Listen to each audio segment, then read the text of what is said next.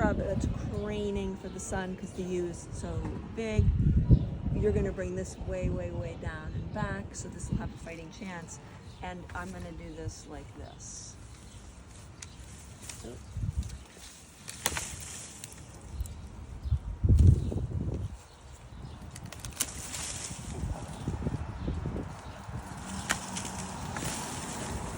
There's your new shrub. Let's see how it goes.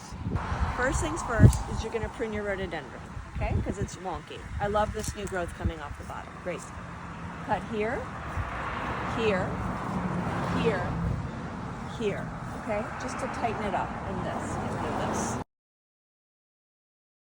Here we go. We got it. There you go.